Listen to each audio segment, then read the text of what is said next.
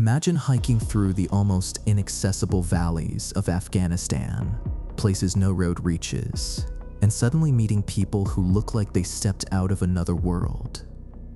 Men and women with bright blue eyes, blonde or light brown hair, and fair skin, completely different from most Afghans you have ever seen. This is not a legend.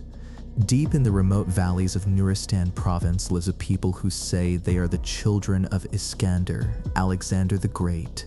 For over 2,300 years, they have passed down the story that their ancestors were Macedonian soldiers left behind after Alexander conquests.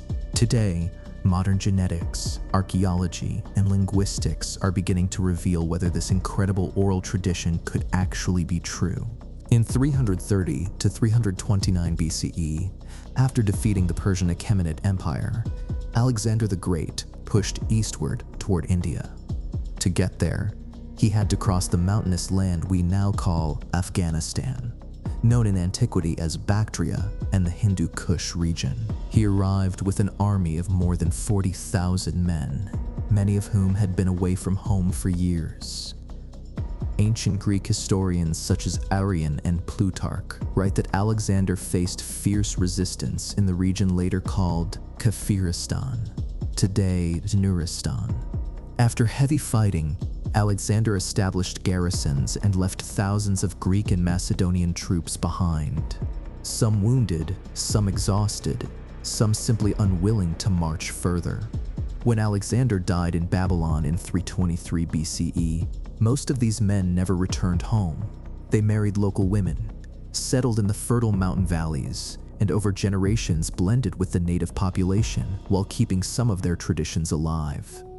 Even today, visitors to the remote valleys of Weigel, Ashkan, and Paran in Nooristan are often shocked. A surprisingly high percentage of people have light eyes, blue, green, gray, blonde, or light brown hair, and fairer skin than most Afghans. In 2013, researchers from the University of Punjab, Pakistan, and European collaborators published a genetic study in the journal Human Genetics. They found that Nooristani individuals carry certain haplogroups common in Greece and the Balkans, but rare elsewhere in Afghanistan.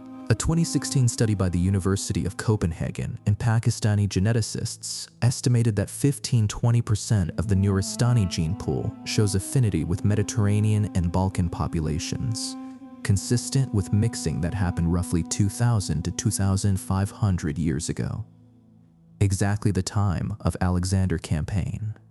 Of course, the Hindu Kush has seen many migrations: Aryans, Scythians, Greeks, Kushans, but Nooristan extreme geographic isolation helped preserve these ancient genetic traces more than in surrounding areas. Until they were forcibly converted to Islam in the late 19th century, the people of Nooristan practiced a polytheistic religion that astonished early scholars because of its similarities to ancient Greek mythology. Imra, the sky father and creator god, compares Zeus. Gish, god of war, compare Ares. Bagyusht, goddess of water and fertility, compared Demeter.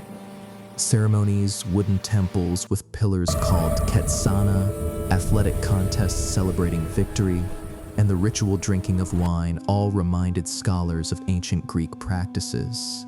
European researchers who studied the now extinct Nooristani religion in the early 20th century repeatedly noted that the parallels go far beyond coincidence. Even the Nooristani languages Kati, Waigali, Ashkun preserve Indo-European words and grammatical structures that show remarkable similarities to ancient Greek.